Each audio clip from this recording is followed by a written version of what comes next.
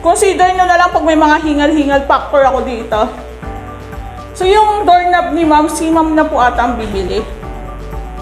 Then, since wala pa po itong pintura, sabi ni Ray, wag na munang i-install yung mga doorknob. Kung halimbawa makabili niya sila ma'am, wag na munang i-install. Pero yung mga switch at outlet, andito na po. Andito na yung mga switch and outlet. Kaso kung tulad niyan, wala pang pintura, madudumihan lang siya.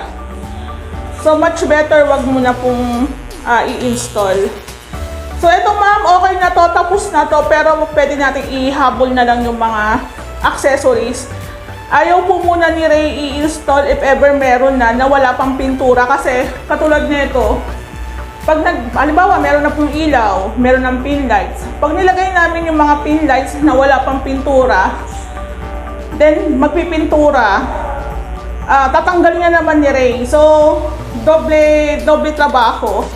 So, mas maganda daw na pinaka-sinuggest niya sa akin, na sabihin kay client na once na may pintura na, tsaka na natin, isang bagsakan na natin i-install yung mga accessories. So, dito muna po sa tabi yung pinaka mga outlet tsaka switch. Dapat po nito nung Friday ata yun, nawalisan na siya ni Ray, kaso yung walis po is nasa phase 5. Gusto niya naman niyang kunin yung walis po doon sa bahay. Ayoko kasi nga bago lang yun eh. Sabi ko meron naman tayong ginagamit. So ito, kami na lang po maglilinis nito. Then isa pa po, hindi pa rin namin siya nalagyan ng tile grout. Panghuli na lang din kasi ano pa kami dito eh. Magpipintura, mag-i-skin coat. Kung meron na po siyang tile grout, ayun, yung tile grout, malalagyan ng dumi, malalagyan ng pintura. So, uulitin na naman po namin yung pag-grout. So, panghuli na lang po yung para sa pag-grout. So, bali, 2 kwarto lang po to. Ito po yung space ni ma'am dito. Ang laki ng space na dito. Ayun po yung nakikita yung mga balot ng pinaka-adhesive. Nakaipon po yan sa tabi, kaso malakas po kasi ang hangin. Baka ginalaw din po ng mga bata or ng aso, kaya nagsiliparan doon. Ipapalinis po na lang po yan. Ayan siya. So, sarado lang po pala natin to. Tabi po. Ayan. So, sarado naman. Sarado na lang natin para...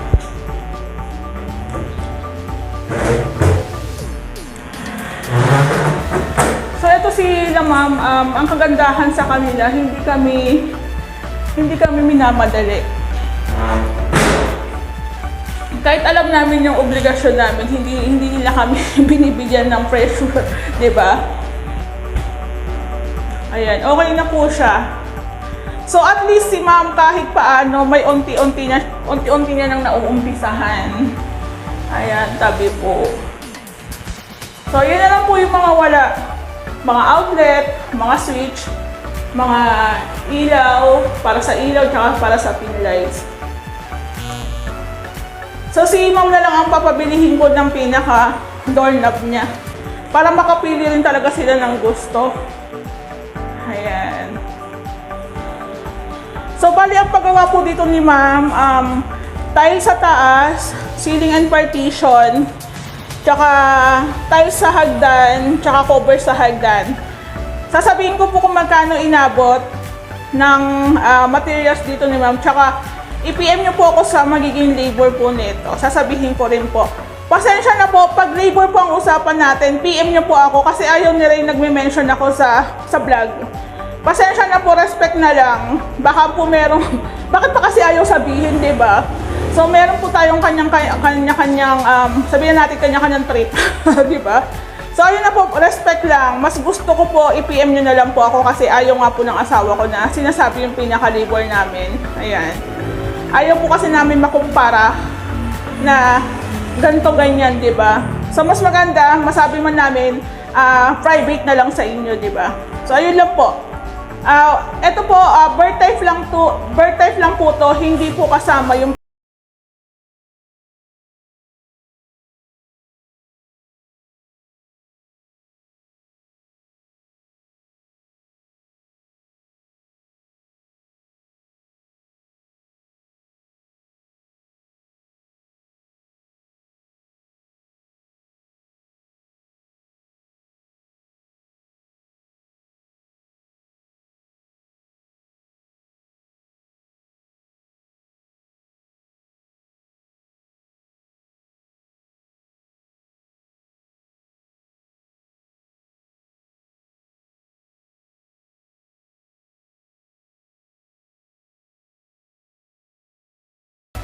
papalinisan po ito ni Ray.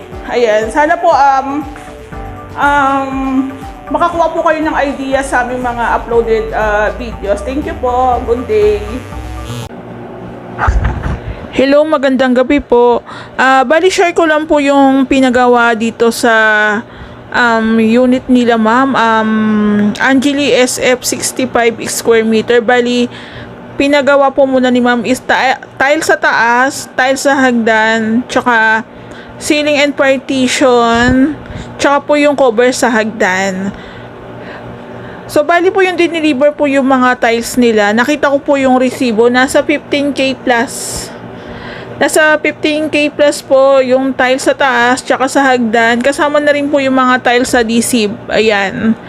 15K po siya. 15K plus po siya umabot.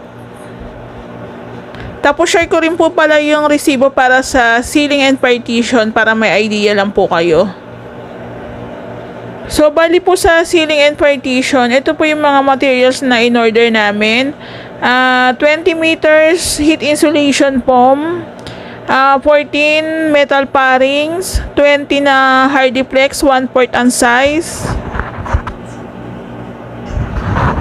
7 na wall angle, 5 na C-channel, 32 pieces na metal stud, 2 molded door, 2 hamba, 25 meters flexible hose, 1 kilong alambre, 1 litrong Bulkasil,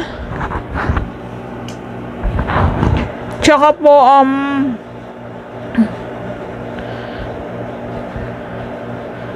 6 na semento para sa pag-install ng tiles. Tsaka po 1 box ng wire, stranded wire number 12. Umabot po siya ng 30,435. Ayan. Tapos po, while nag-install ng tiles, bali kinulang po kami ng 2 adhesive tsaka 1 cement. So, bali nag-add po kami ng bali 873. Ayan, 873 po. Tapos sa mga small materials naman po na kami na yung nag-provide. Ayan, blind rivet, electrical tape, talim, utility box, W-clip, mga switch at saka outlet, elbow para doon naman sa connection ng tubig, tsaka yung 2 bisagra po. So, sa small materials po, umabot po siya ng 3,529. Ayan po. Bali, 2 kwarto po yan, tsaka yung cover sa hagdan. Ayan na po yung lahat yung nagamit namin. So, kung gusto nyo po malaman kung magkano po yung labor, PM nyo lang po ako. Tulad po ng sasabi ko, ayaw po kasi ni Ray na nagme-mention kami ng pinaka-labor sa vlog kasi nga po iniiwasan namin makumpara o may masabi yung iba kasi syempre iba-iba naman po ang isip ng ibang tao. So hindi namin alam kung mas mura sa amin o kung mas mahal sa amin.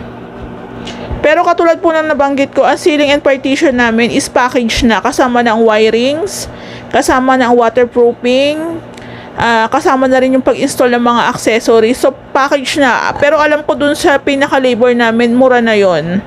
Ayan siya. Tapos, quality pa yung gawa. Ayan. Thank you po. Ito po yung materials para sa ceiling and partition.